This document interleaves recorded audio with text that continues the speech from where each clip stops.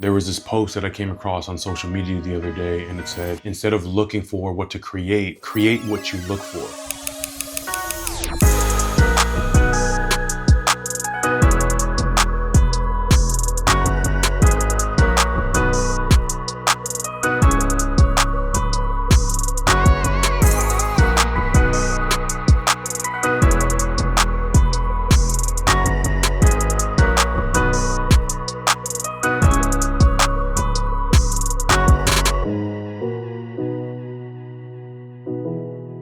That was something that really resonated with me, because sometimes I feel like I hit a creative wall as far as, like what it is that I want to create, because I think we should all be well aware of the fact that consumption without creation is, in my opinion, formula for depression. Hello, brother. Hi. Yeah, I'm good. Hello. It's so cool. Here we Can you go. hold this for a sec? Yeah. Come on in. This is sick.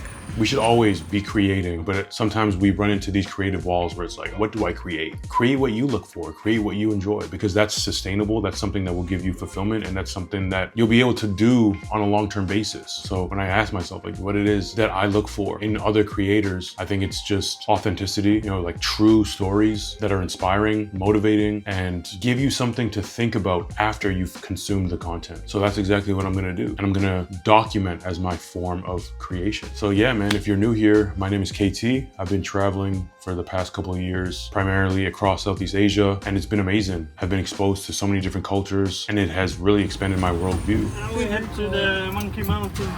Monkey Mountain first? Yeah. Okay. You think they're awake, the monkeys? Yeah, let's see. Let's see. But yeah, man, it has been an ongoing battle of like how much time, money, energy you invest into certain activities, because I'm building a business at the end of the day. Like I'm traveling, and it's been amazing and it's great just being in these new locations and everything, but I've really been persistent in, not taking my eyes off of the goal. And so it is a balance act, right? Of not trying to do too much, but still enjoying the moment and being present within the moment. Yeah, we work online. Yeah.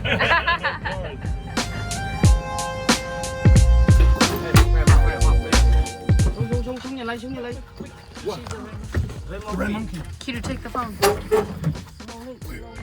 Keep silent. Silent. Oh shit.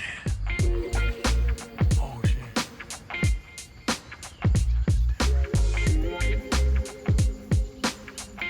Entrepreneurs that I really look up to, like Alex Hormozi, Sam Ovens, they have a very monk mode approach to business. It's all that they love to do, and of course it speaks to why they're so successful. But I consume a lot of their content, and they are in my ear a lot because, I am inspired by them. But these guys aspire to be billionaires. And although I do look up to them within the realm of business, I think it's super important that I reaffirm what my goals are, and I constantly remind myself of what my goals are. Because if building my business as fast as possible was the primary goal, I should have just stayed back home in Canada. I know I would have been able to, move the needle a lot faster, but it's just such a common thing, man. Like whether it's something you're conscious to or not, right? We get so caught up in the aspirations of other people around us. We begin to mold our lives based on what we see outside of ourselves, as opposed to allowing what it is that we genuinely feel be what directs our energy.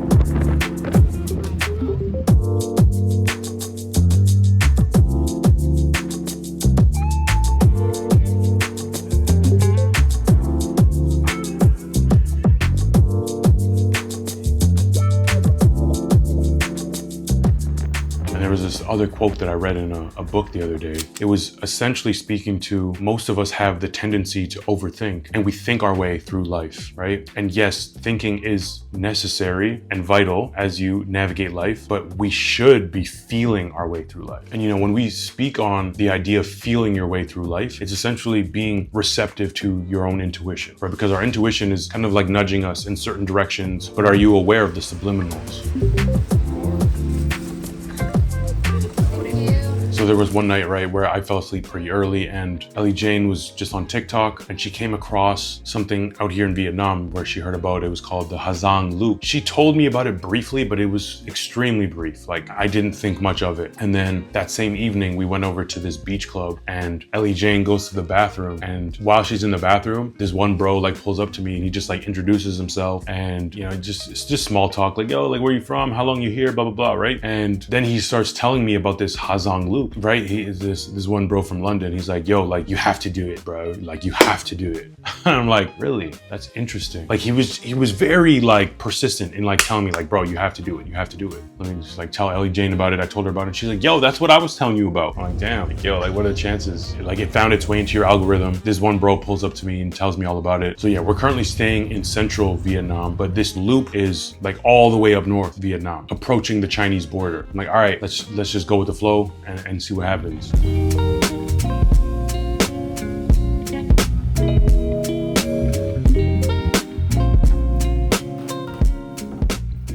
And again, for context, the Hazang Loop 3-day motorcycle route located in northern Vietnam. People just say incredible scenery, small villages throughout the mountains, waterfalls, rivers, canyons, etc. And right then and there, I kind of just had the intuitive feeling that it was something that we needed to do. We went ahead and we booked our flights. So we ended up flying from Da Nang to Hanoi, and then from Hanoi we took a 5-hour bus to Hazang. And y'all, let me tell you guys, this experience was truly magical. Obviously was able to see things that I've never seen before in my life and may never see again. But I would say amongst the 2 years of traveling, this experience was among the most significant as far as impact, as far as your worldview goes. Being this deep into nature and witnessing so closely the lifestyle of these people that live within these villages, and really trying to cultivate an understanding of what their worldview looks like and feels like is truly mind-blowing. So many of our man-made worries cannot and will never exist within their minds based on what their environment is. It really makes you reevaluate all the things that you tend to worry about, and makes you question why. Like, why worry? There's nothing to worry about. There's never anything to worry about. Yet so much of us expend so much of our energy worrying about things that we can't control. The people in these villages, man, they just live for today. And I think to some degree, like, we all understand this, but there's something about not only like witnessing, but engaging with this type of energy in person that really allows you to enter their paradigm with a lot more precision. And from there, you're able to see things in a whole new light. Good morning, everyone. My name is Tom, or you can also call me Peter or Peter, okay?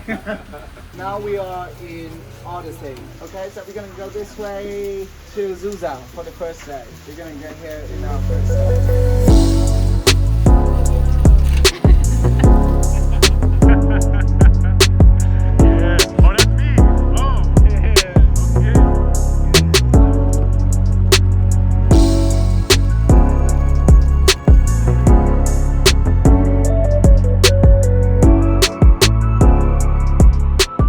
Incredible views. I'm not sure how much audio it'll be able to pick up, but yeah, ridiculous.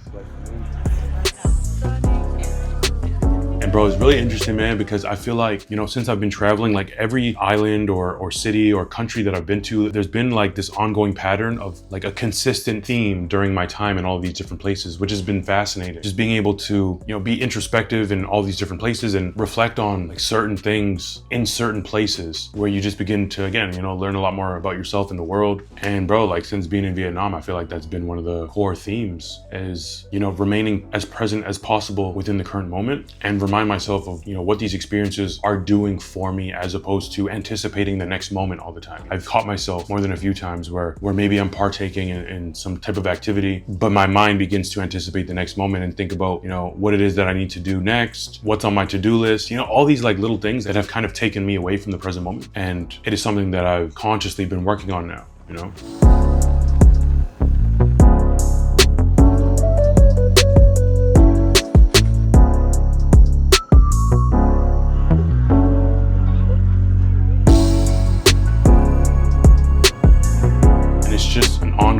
reminder that if you're going to make a decision to do something or not to do something, rather, be fully committed and remain completely grounded within that decision and enjoy the moment and allow the moment to be what it is and not be in this state of resistance. Because a lot of us practice resistance unconsciously, but the moment you just like, you know, take a deep breath, it's like you bring yourself back to the moment and you're no longer in the state of resistance. Seems like we just pulled up to someone's crib. So remote. Look at this, man. I was just mentioning to Ellie Jane, like, I've really enjoyed the way that this is conducted. You know, everything is super organized and smooth. It doesn't feel rushed.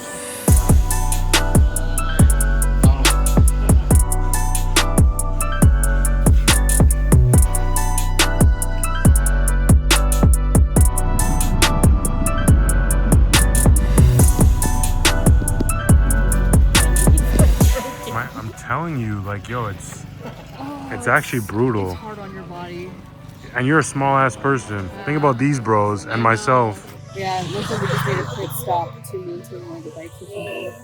Yeah, man, I needed it, bro. It's like, we've been on these bikes for hours, bro. But yeah, bro, it's a 3-day tour where you're going through the mountains on a motorbike. And it can be dangerous. You know, there was some moments where it's like roads are really narrow. You had the option of like riding a motorbike, but I think with that much concentration, you would be so fatigued at the end of the day. So it was a lot better to, you know, hire a driver, you sit on the back and you can kind of just like take in all the scenery. But even then, bro, it's like 5 to 6 hours a day for 3 days on the back of a bike. It gets pretty uncomfortable, you know, like pretty tough on the knees and a lot of the times in the rain as well.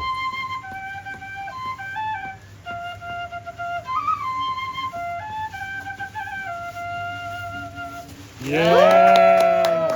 Yeah, thank you, bro. Thank you. Thank you.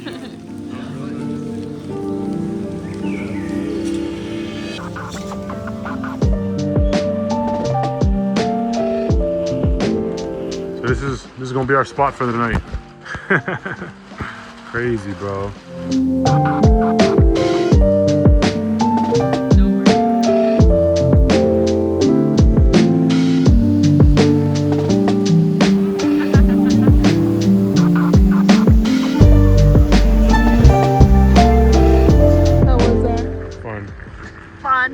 Nature's cold plunge. Nature's cold plunge. Now looking back on the experience, I think due to a lot of the discomfort, I started to be maybe a little more reactive than I wanted to be. But I think there's so much value in bringing awareness to moments where you maybe react in a way that corresponds with your old frequency. And I think that really is the key to making lasting change, you know, is bringing awareness to those moments where you felt like you reacted in a way that you shouldn't have. So it's almost like next time you're in a similar predicament, you almost like look forward to those moments where maybe like, because it gives you the opportunity to react in a way that aligns with your new identity, with your new frequency. Are you ready? Yes! High bazo! High bazo! High bazo! High bazo! High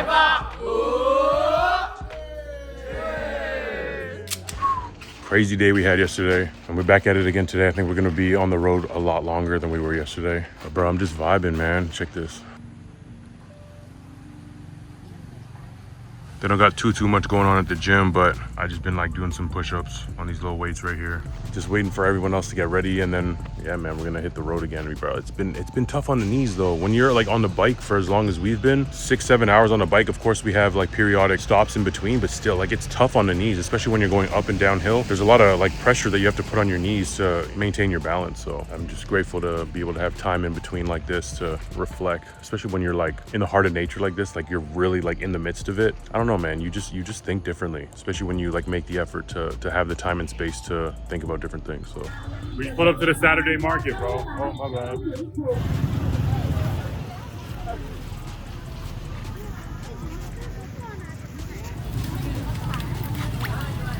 he's gonna open it for you.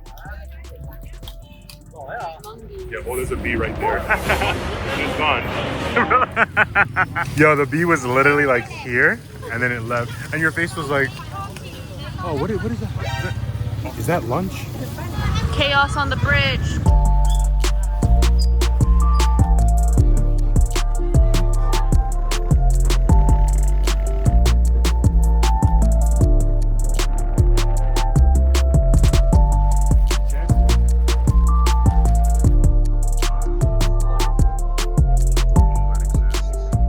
reacting with joy and love and positivity when everything is going well requires no form of artistry at all whatsoever. You know, it's when things are difficult, it's when things are challenging or uncomfortable where you can really make lasting change. Because, you know, I had so many moments of such bliss and, you know, ecstasy, and then there was almost like such a drastic shift where I was like being tested, and I felt like I didn't approach the test in the way that I know that I'm capable of. But, you know, there's no reason in feeling bad about how you might have reacted in a certain moment, because the fact that you're aware of it is half the work, you know? So that's a W that you should celebrate. But I think if there was any resistance on my end, it was just because I was surrounded by so much beauty and I wasn't in like a mental state that was aligned with, you know, what it was that I was experiencing at certain moments.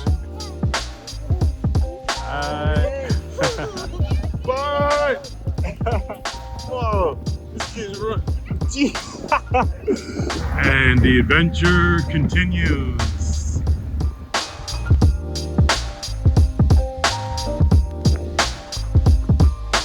It's been an introspective experience nonetheless, and one of those experiences where you really feel like it had a drastic impact on you and you really feel like you changed afterwards, which I feel like traveling is all about at the end of the day.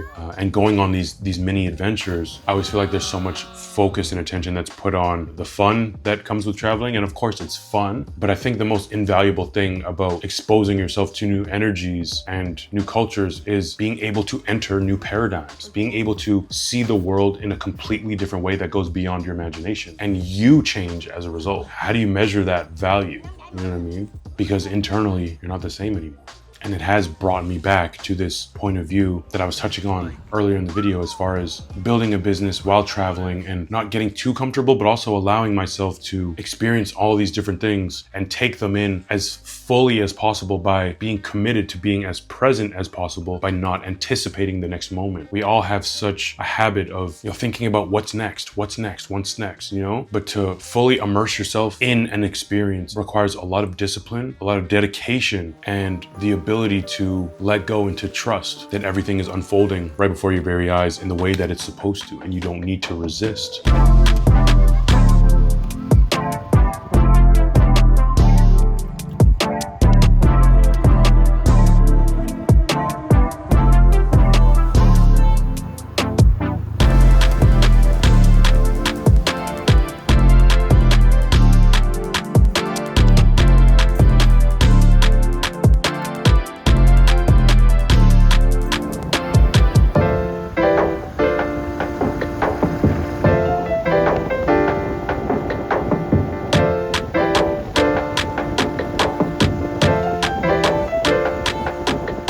Because there's a power that's greater than us that is guiding us and nudging us in certain directions. So we should just allow it and trust it, which I feel like has been one of my biggest takeaways. And honestly, I gotta shout out Ellie Jane too, because, you know, I feel like traveling with my partner has, of course, allowed me to, you know, make the effort to maybe do things that I wouldn't think to do otherwise. Like I said, man, like when I really get into a flow and I get into a rhythm of, you know, just working on myself, working on the business, focusing on my health and all these different things, there's a lot of satisfaction that comes from that. And it does contribute to my growth in a lot of ways, but it's not the only way.